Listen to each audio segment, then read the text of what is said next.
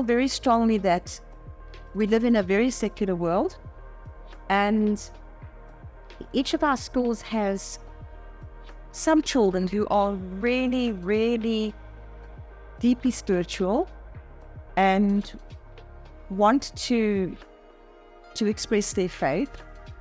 But I think because we live in such a secular world, there's not always an opportunity for them to talk about that, and not always an opportunity for them to meet like-minded young people. And so my thinking was that just like we do inter-school sports or inter-school cultural activities, why don't we do inter-school spiritual activities? And so I thought, I have done a number of Alpha courses myself, and I found them to be a great experience. And it was Tom Miles who contacted me about Alpha, and I thought, oh wow, it was just before the RE Teacher Symposium, and I felt that wasn't coincidental.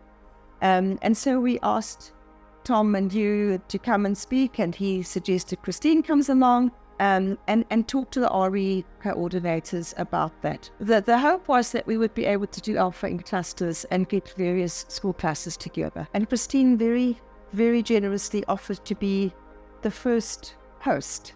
Why not? Why not? Yes. Someone's got to start. Yes, it was. Thank you very much for approaching Brescia House School. So as the head of E-class, and also being a religious education teacher, and the confirmation class being one of my classes, obviously things like Youth Alpha, always part of the program.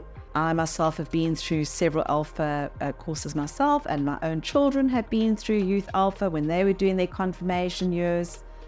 And now I found myself in a position with having a group of girls, these 15, 16-year-olds, and I would say to them, you need to, in this year in which you're going to be confirmed, this is a really good time to do Youth Alpha. And then it wasn't available. The girls were battling, unfortunately, with our children today. You have to provide them with the opportunities. They have such busy lives, and so you have to make the opportunity for them. And so I couldn't just say, go to the church, or go to the parish, or for you.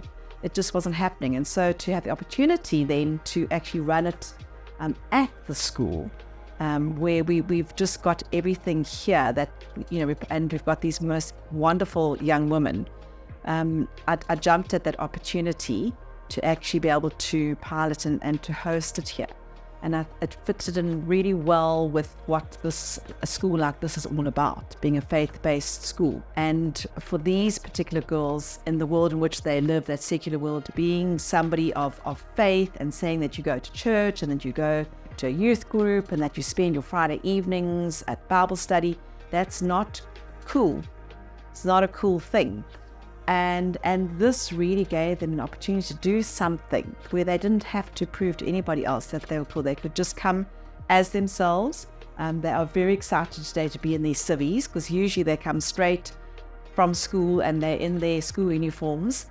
So, to be able to come along in civvies, and they eat a meal together. Today they're going out for a meal.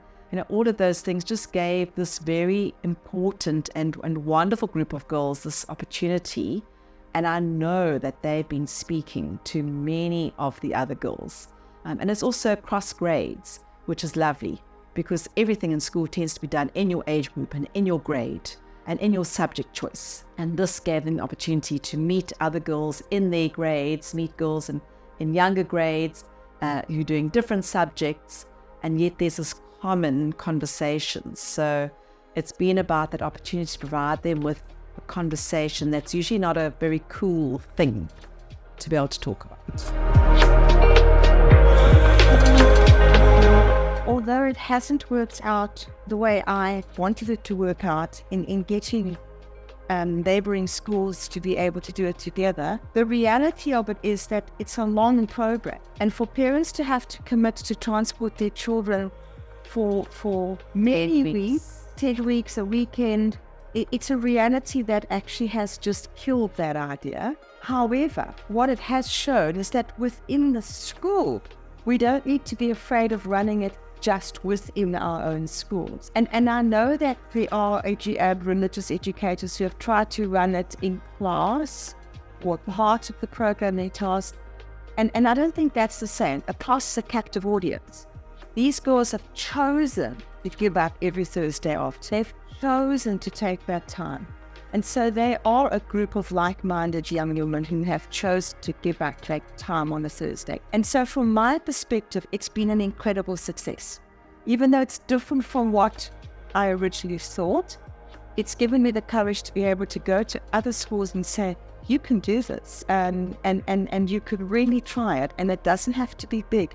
We noticed that the first week there were some, and then the next week there's some more. And then we were up to a huge amount. The reality is that it has tapered off because of other things coming up, school commitments, public speaking, whatever. But the core has remained steady throughout, and I think it's been an enormous success. And I think that, for any teacher, religious, it doesn't have to be the RE teacher, I don't think.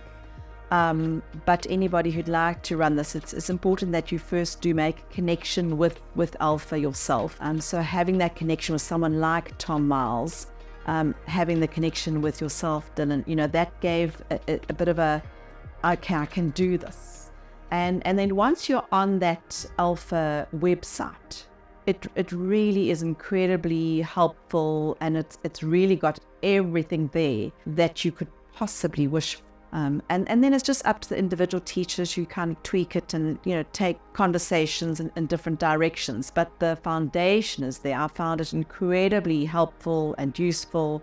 And I never at any time felt that I didn't really know what I was doing, even though for me, this is the first time I'm doing this, but it's been a comfortable process. And the girls have been really good about being encouraging as well. They'll often say, what is your idea? You try to sort of step back and not really get involved, because being young people, they do clamp up when a teacher is around. They've also been very encouraging to us who are trying this out with them. That's been good. I'm definitely going to approach schools individually now.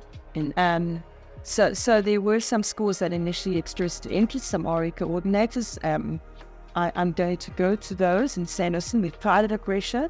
Didn't really work in the cluster, but certainly worked well within the school. I am definitely going to do that. My aim would be to at least have one Youth Alpha running in one of our Gauteng chapter schools each year. And hopefully more, and maybe within those schools, it would then continue without the Catholic Schools Office getting involved. From the Catholic Schools Office perspective, I would like to keep doing this, yeah. Yes. From my side, and I've offered not my expertise, but any experience and assistance, things like organising the catering. Those are the little glitches that come about when you over cater, under cater, forget about the Jewish child who's here who doesn't eat pork, and things like that I now am a lot more ready for when I'll definitely do it again. I mean, the grade 10s, who should be the ones who are coming along, unfortunately are the ones who've been the most busy, and they please do it again this year. But it's a lot, it's a long program. There is the financial requirement as well with regard to feeding these children, but the feeding of the children is so important. It really is. So you can't skimp on that. You need to give them good food. We've also had some of our girls who are now looking at things like being involved in St. Vincent de Paul. Being involved in Caritas, in God's Garage, and Helping Hands. And, so that is great. I mean, St. Vincent de Paul is so excited. We've got these young people who are coming along and saying, what can I do to be part of this? Which I think is a spin-off from coming along to Alpha, because it's really about, this is only the beginning of the rest. And what can you actually do, and what can you contribute? Even though this is a personal journey, it really comes down to, okay, now go out, which is what tomorrow is. Okay, I've been filled with the Holy Spirit. Now I need to go and tell people. And so, that when they're asking, how can I get involved in things like St. Vincent de Paul is great. And I think you've got a fair number of matrics involved in the. And they're going off to university. They're going off to university. They will definitely be joining the youth groups at university and so forth. And something within the parishes, you know, so to start up young adult groups in the parishes, I think is so important. And I think having experienced this now will mean that in their particular parishes in the future, hopefully that will have some sort of it's a seed that's been planted, yeah.